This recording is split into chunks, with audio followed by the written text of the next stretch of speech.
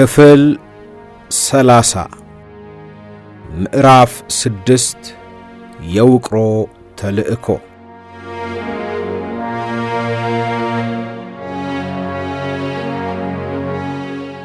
አራት ኃይሎች በክልተ አውላሎ ጥር 13 ቀን 1970 ዓመተ ምህረት ኃይል 500 በአመራሩ ተጠርታ ወደ ክልተ አውላሎ ተንቀሳቀሰች። ሌሊቱን የፍጥነት ጉዞ አድርገን ጥር 14 ቀን ክልተ አውላሎ ስንደርስ ሌሎች ኃይሎችም ደርሰው እየጠበቁን አገኘናቸው። በጠቅላላው አራት ኃይሎች ሆነን አንድ ላይ ሰፈርን። በዚያን ቀን ሌሊቱን የኃይል አመራሮች ስብሰባ ተጠርተው ሲነጋገሩ አደሩ። በቀጣዩ ቀን ደግሞ የጋንታ መሪዎችንም የሚጨምር ሌላ ስብሰባ ተጠራ። ጋንታዎቻችንን ቦታ አስይዘን ሁላችንም ሰፊ አዳራሽ ወዳለው ቤት ውስጥ ገባንና ተሰበሰብን። ቆሎ እየበላን ወደ አመሻሹ ላይ ስብሰባው ተጀመረ። መጨለም ሲጀምር ሰለሞን የተለኮሰ ኩራዝ ይዞ መጣ። በስብሰባው ላይ በውቅሮ ጦር ካምፕ ላይ በማግስቱ ወረራ ለማድረግ እንደተወሰነ ተነገረን። የወረራው ዕቅድ በፓርቲውና በአመራሩ ብዙ ጥናትና ቅንጅት ተደርጎ በጥንቃቄ መዘጋጀቱንና ወረራውም የሚካሄደው በሚቀጥለው ቀን እንዲሆን የተወሰነ መሆኑንም ሰለሞን ገለጸልን። ሰለሞን በሰጠው ማብራሪያ መሰረት በውቅሮ ካምፕ 285 የታጠቁ ወታደሮች ነበሩ። ካምፑን ለማጥቃት አራት ኃይሎች እንደተመደቡ ገልጾ አጠቃላይ ውጊያውን እንዲመራ የተመደበው ወርቁ ሲሆን የፖለቲካ ኃላፊ ደግሞ እኔ ነኝ በማለት ራሱን አስተዋወቀ። ስለ ጦርነቱ አጠቃላይ መረጃ ከተሰጠ በኋላ የእያንዳንዳችን ምደባና ኃላፊነት ሲነገር በመጀመሪያ ካምፑን በቦምብና በቀላል መሳሪያ የሚያጠቃው ቡድን ዝርዝር፣ ቀጥሎ ደግሞ ከተማ የተመደቡ እንዲሁም ለጠላት ድጋፍ ሰጭ ኃይል እንዳይገባ መንገድ የሚዘጉ ክፍሎች ዝርዝር ተገለጸ። የማጥቃቱ ዕቅድ የተነደፈው በአራት ቡድን በመከፋፈል በአራት አቅጣጫ ለመሰማራት ነበረ። አንደኛው በአብዮ የሚመራ ቡድን ከከተማ ደጋፊ ኃይል እንዳይመጣ ለማገድ ወደ ከተማው ውስጥ ገብቶ በከተማው ቁልፍ ኢላማዎችን በማጥቃት እዚያ ያለው ኃይል በከተማው ችግር እንዲጠመድ በማድረግ እንዳይወጣ ባለበት የሚያስቀር ነበረ። ሁለተኛው ቡድን ከመቀሌ አቅጣጫ ደጋፊ እንዳይመጣ ዘግቶ የሚከላከልና የሚያግድ ሲሆን፣ ሦስተኛው ቡድን ከአዲግራት ወደ ውቅሮ ረዳት እንዳይመጣ የሚያግድ በሲራጅ የሚመራ ቡድን ሆነ። አራተኛው ቡድን ግን በቀጥታ ወደ ካምፑ የሚገባና ዋናውን ዓላማ የሚፈጽም ነበረ።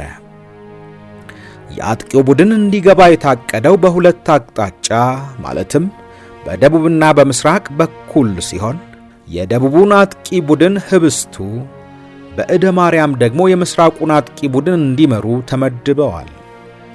በዚያ መሰረት ዋናውን ኢላማ የሚፈጽምና በቀጥታ ወደ ጦር ሰፈሩ ሄዶ ጦርነት ለሚከፍተው ቡድን በአዛዥነት የተመደበው የአየር ወለድ ጦር አባል የነበረውና የኃይል 27 አዛዡ ህብስቱ እንደሆነ ተነገረ።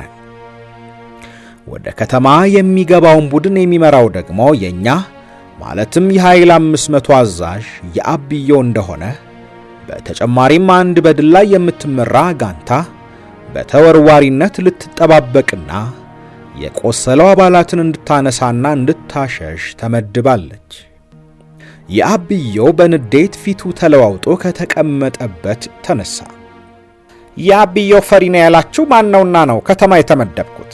ከተማ መግባት ማለት እኮ የቀበሌ ቢሮዎችን መፈተሽና መዝገብ ማቃጠል ማለት ነው። እኔ ተወልጄ ያደግኩት ውቅሮ ከተማ ውስጥ ነው። የውቅሮን መውጫና መግቢያ ከኔ የበለጠ የሚያውቅ ማንም የለም። ስለዚህ እኔ ወደ ጦር ሰፈሩ ከሚገባው ቡድን ጋር ነው መመደብ ያለብኝ እንጂ ሌላ ቦታ ሊሆን አይችልም በማለት ተቃውሞውን ገለጸና አኩርፎ ተቀመጠ። የተወለደበትና ያደገበት ቦታ ስለሆነ አንድ አደጋ ቢያጋጥመው ለቤተሰቦቹ፣ ለጓደኞቹም ሆነ ለሚያውቀው ሰው ሁሉ መጥፎ ሐዘን እንደሚሆንና ሌላም ጦስ ሊያስከትል እንደሚችል በመግለጽ የተለያዩ ምክንያቶችን ዘርዝሮ ሰለሞን በተቻለ መጠን ሊያስረዳውና ሊያግባባው ሞከረ። የአብዮ ግን አልቀበልም ብሎ ድርቅ አለ። ሰለሞን ነገሩን ለማብረድ ብሎ የአብዮም ጊዜ ወስዶ ቢያስብበት ምናልባት ሐሳቡን ሊለውጥ ይችላል ብሎ ይመስላል ለትንሽ ጊዜ ለእረፍት እንድንወጣና ስንመለስ ስብሰባው እንደሚቀጥል አስታውቆ እረፍት ሆነ።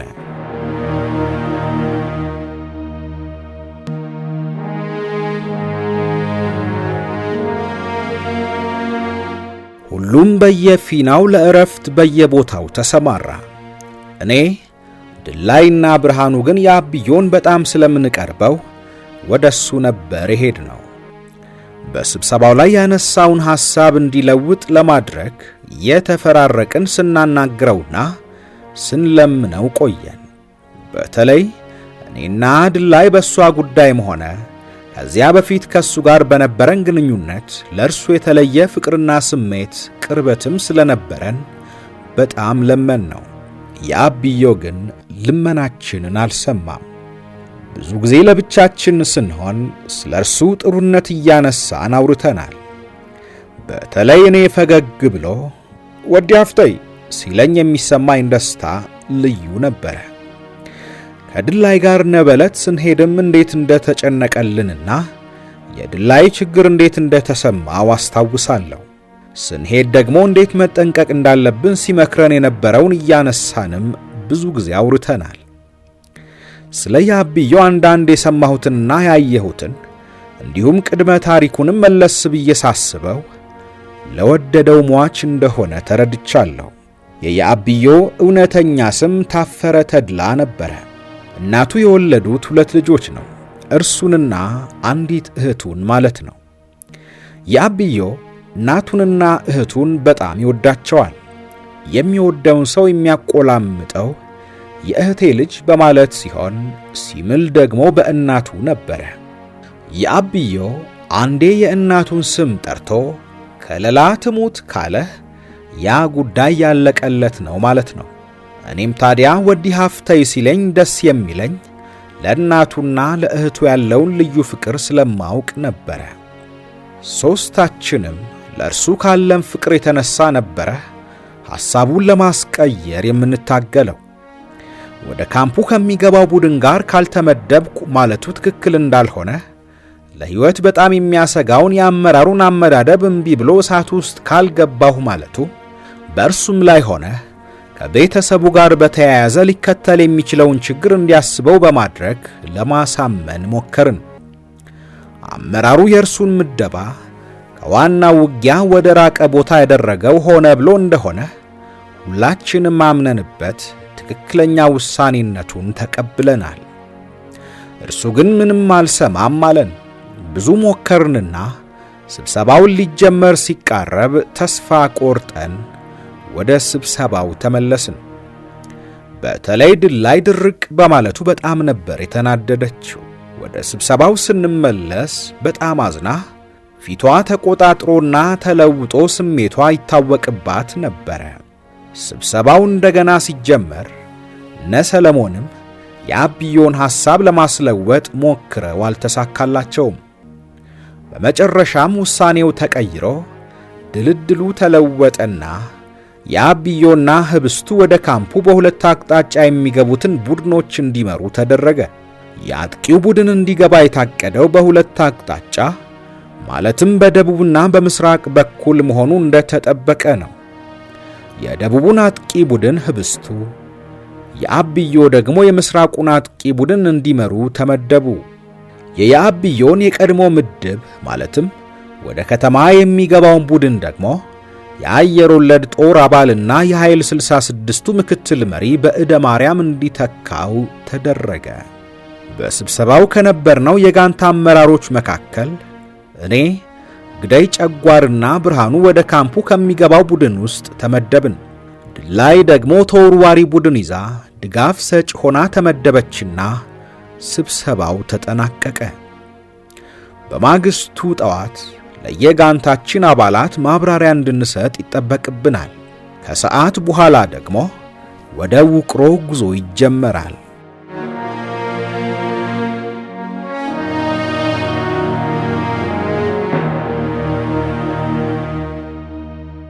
ስብሰባው ካበቃ በኋላ ለመተኛት ሁሉም ወዲያ ማለት ጀመረ። ቤት ውስጥ ያለነው የአመራር አባላት ብቻ ስለሆነን እንደፈለግን መተኛት እንችላለን። አስተኛኘታችን እንደተለመደው ሁለት ሰው እየሆንን ነበረ። ከስብሰባው አዳራሽ ውጪ ከብቶች የሚያድሩበት ቤት አለ። እኔ ከአብዮና ከግዳይ ጋር እያወራው ወደ ውጭ ስንወጣ ገና በሩን አለፍ እንዳልን ድላይ ከኛ ቀድማ ወጣ ኖሮ ሁሉም እየሰሙ አማኑኤል ቦታ ይዣለሁ እና አብረን ነው ምንተኛው ብላ ጠራችኝና ሄድኩኝ። ያዘችው ቦታ ከስብሰባው ክፍል በራፍ በስተ ምዕራብ በኩል ትንሽ ራቅ ብሎ በነበረው ጥግ ነበረ። መኝታችንን አንጥፈን ከተኛን በኋላ ወሬ ለማውራት ከኛ ትንሽ ራቅ ብሎ የተኙ ጓዶች እንዳይሰሙን ለትንሽ ጊዜ በዝምታ መጠበቅ ያስፈልገናል። በአቅራቢያችን የነበሩት ጓዶች እንቅልፍ ወስዷቸዋል ብለን ስንገምት መነጋገር ጀመርን። ተደጋጋሚ ምሽቶችን በሥራ ማሳለፍና ድካም በሚደራረብብን ወቅት የመኝታ ጊዜው ሲገኝ ወዲያው እንቅልፍ ጭልጥ አድርጎ ይወስደናል። ከድላይ ጋር ብቻችንን የመተኛት ዕድል ባገኘን ቁጥር ግን ድካሙ ቢኖርም የእንቅልፍ ጊዜያችንን እየቀነስን ስናወራ መቆየት ለምዶብናል። ቆየት እንዳልን ጠራችኝና እንዳልተኛው ስታረጋግጥ ያብዩ እንደዚህ ድርቅ ያለ መሆኑን አላውቅም ነበር። እሺ ብሎ የተመደበበትን ቦታ እንደመቀበል እምቢ ብሎ ይከራከራል እንዴ? እኔ መቼም በጣም ነው የገረመኝ። ይሄ የእብደት ነው እንጂ የጤና አይመስለኝም ብላ ወሬ ጀመረች። እንግዲህ እኛ የቻልነውን ያክል ሞክረናል፣ ምንም ማድረግ አይቻልም አልኳት።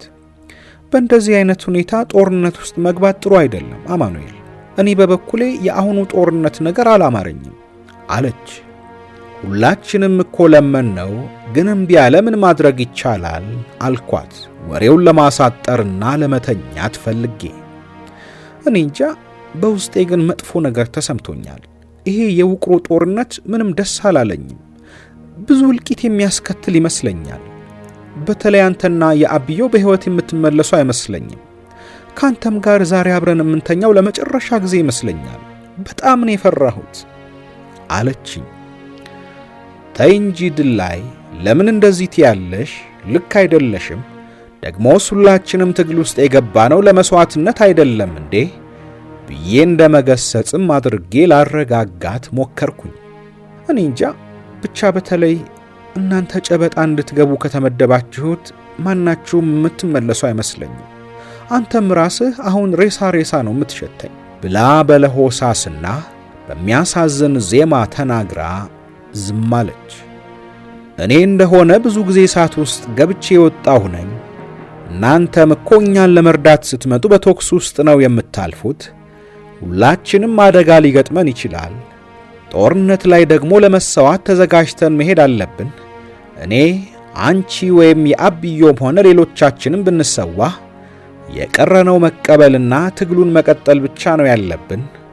ይሄን አንቺም የምታውቂውና የኖርንበት እውነት ነው። ዝም ብለሽ ተጨነቂ ሲልሽ ነው እንጂ አልኳት። ሊሆን ይችላል። የኛና የናንተ ግን በጣም ይለያያል። እናንተ እኮ የጋለ እሳት ውስጥ ነው የምትገቡት። ተይ እንጂ ድላይ በእናትሽ፣ አሁን ምን አዲስ ነገር መጣና ነው እንዲህ የሆንሽው? እኔ መቼም አንቺ በጀግንነት ወደ ውጊያ ስትገቢ ነው እንጂ ፈራው ስትይ ገና ዛሬ መስማቴ ነው። ለማንኛውም ተልኮ ስንሄድ መስዋዕት ሊኖር እንደሚችል የታወቀ ነው። ደግሞም እኔም አንቺም የምናውቃቸው ብዙ የተሰዉ ጓዶች ሕይወታቸውን ለትግሉ ሰጥተው እንዳለፉ አይተናል። ሁላችንም ተራችን ከደረሰ ለመስዋዕትነት መዘጋጀት አለብን እንጂ ለምን ይሄን የተለየ ነገር አድርገሽ ታይዋለሽ በማለት ላረጋጋት ሞከርኩኝ። ይሄ መፍራት አለመፍራት አይደለም። አንዳንዴ ውስጥህ የሚነግርህ ነገር አለ። ብቻ የሆነ ነገር ይሰማኛል አለችና የደጋገመች አንተና የአብዮ እያለች ስትደጋግም ፍርሃቷ፣ አነጋገሯና የድምጿ ቅላጼ እያባባኝ ቀስ በቀስ ፍርሃት ሲወረኝ ተሰማኝ። እንዴ ከድላይ ጋር የመጨረሻ ምሽታችን ሊሆን ነው ማለት ነው ብዬ አሰብኩኝ። ድንገት እቅፍ አደረኳትና አይዞሽ ድል ላይ ምንም አንሆንም፣ በሕይወት እንመለሳለን፣ ድሉም የኛ ይሆናል ብዬ ከጀርባዋ በኩል ትከሻዋን ሳምኩት። እንደ እውነቱ ከሆነ ይሄን የተናገርኩት እርሷን ለማጽናናት ሳይሆን በያዘኝ ፍርሃት ምክንያት ይመስለኛል። የዚያን ዕለት አስተዳደራችን ከሌላው ጊዜ የተለየ ሆነብን። እንተቃቀፍ እንጂ የሁለታችንም ሐሳብ ከጦርነቱ ጋር ስለነበረ ምንም የተለየ ስሜት ሊፈጠር አልቻለም። ከሚጠብቀን ተልእኳችን በቀር ሌላ ነገር በፍጹም አልተሰማንም። በተለምዶ ማናችንም እንደ ነገ ጦርነት ልንሄድ ማታውኑ ስንጫወትና ስንሳሳቅ አምሽተን ነበር የምንተኛው። መሥዋዕትነቱን ተቀብለን ያለ ፍርሃት ስለምንዘጋጅ ምንም አይሰማንም ነበረ። ያን ቀን ግን ተለየብኝ። ፍቅር ይሆን ፍርሃት ያደረብኝ ስሜቴን ማወቅ ተሳነኝ። ድል ላይ የተኛችው በግድግዳው በኩል ነበረ። እኔ ከጀርባዋ በኩል ነኝ። የቀኝ እጄን በቀኝ ትከሻዋ ላይ ጣል አድርጌዋለሁ። ሌላ ጊዜ ወሬ ጨርሰን ስንተኛ ወዲያው ነበር እንቅልፍ የሚወስዳት። በዚያን ማታ ግን አሁንም መገላበጥ አበዛች። እንቅልፍ እምቢ እንዳላት ገባኝ። እኔ ትንሽ ሸለብ አድርጎኝ ነበረ። እየተገላበጠች ስታቃስት ያመማት መስሎኝ ቀና አልኩና ምን ነው ድል ላይ አመመሽ እንዴ ብዬ ጠየቅኳት። አይ አላመመኝም፣ ደህና ነኝ፣ ብቻ የያብዮና ያንተ ነገር እያሳሰበኝ ነው። በስንት መከራ ያስተውኳትን ርዕስ እንደገና አነሳችው። አንቺ እኮ ልክ ትናንትና ወደ ትግል እንደገባና ለመጀመሪያ ጊዜ ወደ ውጊያ እንደምሄድ ሰው ነው የሆንሽው። ደግሞም እርግጠኛ ነኝ በመጀመሪያ የውጊያ ውሎሽም ፍርሃት ያልነበረብሽ ቆራጥ ተዋጊ ነበርሽ። ዛሬ ግን ምን እንደነካሽ አልገባኝም። በቃ ተይው፣ ምንም ነገር አንሆንም። አንቺም እኮ ያለንበት ቦታ ድረስ ትመጭልናለሽ። በዛሬው ዕለት እንለያያለን ብለሽ ተስፋ መቁረጥ የለብሽም አልኳት። የእርሷም የጭንቀቷ መነሻ ምናልባት የጀመርነውና ስር እየሰደደ የሄደው የፍቅር ግንኙነታችን ውጤት እንጂ ሌላ አልመሰለኝም። ለእናንተ ፈራውላችሁ ስልህ እኮ ለራሴም ብቻዬን እንዳልቀር ፈርቼ ነው። ያብዮም እኔም አንቺም ብትሆኚ ለዓላማችን እስከ መሥዋዕትነት ለመታገል ቃለ መሐላ አድርገን የገባንበት ጉዳይ ነው። ከተሰዋንም የቀሩት ጓዶች የእኛን ዓላማ ይዘው የክብር ሞት እስከሚሞቱ በመታገል ይቀጥላሉ አልኳት ባለመታከት። እሺ ግን አማኑኤል አለችኝና ወይስ ክላት ንግግሯን አቁማ ጠበቀችኝ። አቤት መለስኩላት። ምን ልትለኝ እንደነበር ለመገመት እየሞከርኩኝ። አንተ አንድ ነገር ከሆንክ ግን እንዴት እሆናለሁ አለች። አባባሏ አስደነገጠኝ። ብደነግጥም ግን ምንም የተለየ ስሜት እንዳልተሰማኝ ለመሆን እየሞከርኩኝ እዚህ ያሉት ሁሉ ጓዶችሽ አይደሉም እንዴ? ከእነርሱ ጋር ትሆኛለሽ። ሁላችንም በአንድ ዓላማ የቆምን በዓላማ ተሳስረን አይደለም እንዴ? ከኔስ የተዋወቅነው በዚህ ትግል አይደለም እንዴ? ቅርርባችን እኮ የአጋጣሚ ነገር ነው። እዚህ ያሉትን ሁሉ የበለጠ የምትቀራረቢበት አጋጣሚና ምክንያት እስኪደርስ ነው እንጂ አብዛኛዎቹ እንደኔ ከኔም የበለጠ የሚሆኑልሽ እውነተኞች ናቸው አልኳት። እንዳንተ ለኔ ጉዳይ የሚንገላታ የወር አበባዬ ላይ ሆኜ ጠረኔ ሳይሰማው አብሮኝ የሚተኛ ንጹሕ ለሰው ሐሳብ የትም የሚገኝ አይመስለኝም። እኔ አንተን አጥቼ ከሌላው ወንድ ጋር ነፃ ሆኜ መኖር የምችል አይመስለኝም። ፈራው ስልህ ላንተ ብቻ አይደለም ለራሴም ነው የፈራሁት። እርግጥ ነው ራሴ በሞት ግድ የለኝም። አንተን አጥቼ ግን መኖር ያስፈራኛል። ሁሉም ነገር ጨለማ እየሆነብኝ ነው የጨነቀኝ። አየሽ፣ የፈራነው ነገር እየደረሰ ነው። ፍቅር ውስጥ መግባታችን ከመሥዋዕትነት እንድንሸሽ ሊያደርገን ነው። ፈሪ እያደረገን ነው ማለት ነው ስላት ዝም አለች። ምናልባት ሐሳብ ውስጥ ገብታ ይሆን? በፍቅራችን ጥያቄ ላይ ስለመጣሁባት አላውቅም። ብቻ ዝም አለች። እኔም አጋጣሚውን በመጠቀም በቃ አሁን ትንሽ እንተኛ ብዬ ነጠላውን ተከናነብኩና ተኛሁ። እርሷም ለመተኛት የምታደርገው ሙከራ ይታወቀኛል። እንቅልፍ ይውሰዳት አይውሰዳት አላውቅም። እኔ ግን ጋንታ መሪና ምክትል ጋንታ መሪዎች የሚያበራ ሰዓት ስለሚሰጠን በየመሃሉ ሰዓት እየተመለከትኩ የጊዜው መድረስ አለመድረሱን እከታተላለሁ። እርሷም በተነሳሁ ቁጥር ሰዓቱ ደረሰ እያለች እንደ ጠየቀችኝ ነጋ።